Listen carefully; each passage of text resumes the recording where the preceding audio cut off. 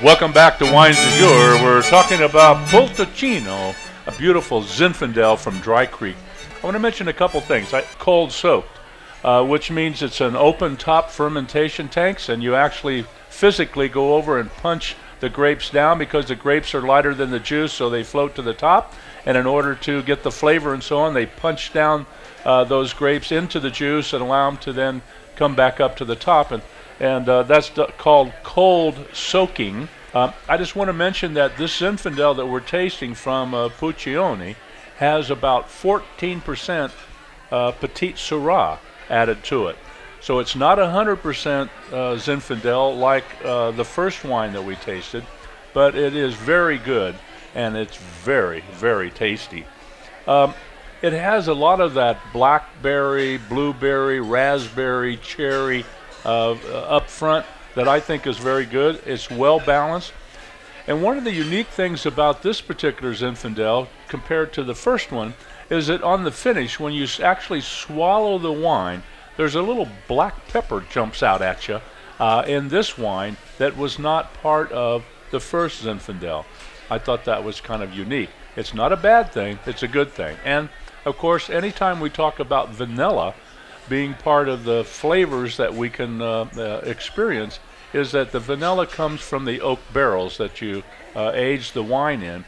Oak has the vanilla, grapes do not.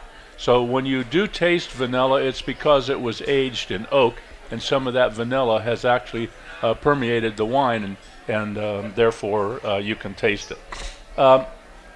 The other thing I wanted to mention that's a little bit unique for wines by today's standard is the first wine, which was the Collier Falls Dry Creek Valley Zinfandel, their private reserve, and then this Puccioni are both pretty high in alcohol content.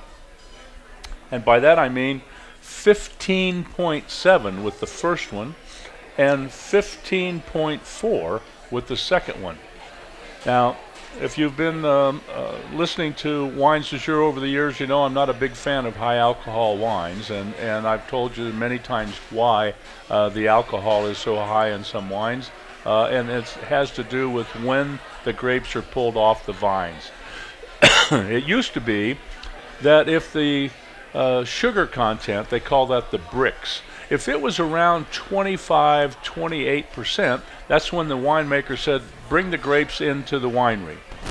But they've discovered that by doing that and making the wine, it might take 2 or 3 or 4 years before that wine is ready to drink.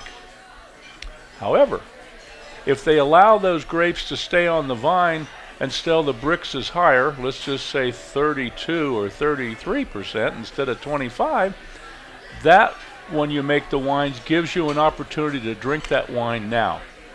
So winemakers have decided, and I'm sure winery owners said, yeah, let's do it that way. We can get that money back a little bit quicker.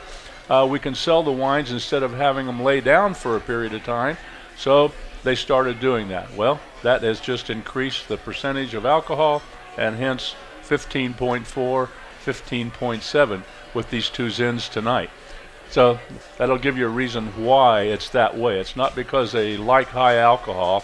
It's just that that's something that automatically happens when they make wines that way. Now, our third wine is a pretty doggone good one.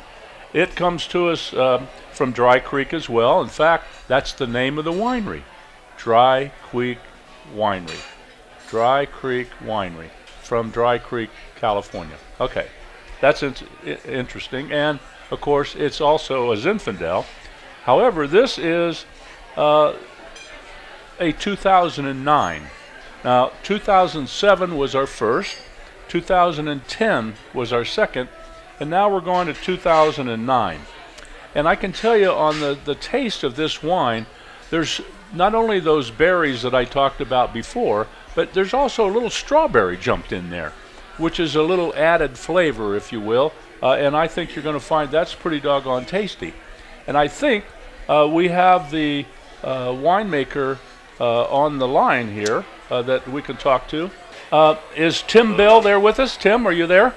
Good evening, Les. How are you? Hey, I'm very good. Thank you very much for taking time out of your schedule to contact us, and I have to tell you, your wine is delicious. You've been the winemaker for Dry Creek Old Vines for how long? Well, I've been at Dry Creek for close to 2 years now, and yeah, we have a really distinctive take on Zinfandel house style that isn't quite as ripe as those wines that you were talking about before. Yeah, that's good, and that's why we held it till last. I have to think that your wine is one of the better ones, and I like to end up with a really good wine, and we've done that for tonight's show. I want to tell you something about the pairing that the chef has done. First of all, I did not mention the chef's pairing for the Puccioni Old Vineyard wines. He put together a really nice crostini with a little bit of goat cheese and roasted red peppers and garlic, and it was delicious, I have to tell you, and it went very, very well with their wine. Now, with your wine, we have, I think, a little penne vodka, a little vodka sauce with penne, with prosciutto, a little sherry wine, and I think it's going to taste extremely well. They'll be bringing it out here in just a couple moments. In the meantime, we get an opportunity to taste the wine. Tell us a little bit about it. You've got, I think, about 86% Zinfandel with 14% Petit Syrah. That's not an uncommon combination, and I have to tell you, it tastes pretty doggone good. And correct me if I'm wrong, I think it retails in the neighborhood of $30. Am I correct? Yeah, it's right around that price point. And, okay. Yeah, it's a wine we've been making since 1985. In fact, we were the first winery, believe it or not, to use the term old vine on the label. Ah. And we didn't trademark it or right, I understand. Anyway, but yeah, maybe I guess we can call that our gift. We've all got 20/20 hindsight. Yeah, we've got to go to a break, so if you'll hang on, we'll be back coast to coast and around the world on the internet here from Grape Street Cafe in Las Vegas right after these messages.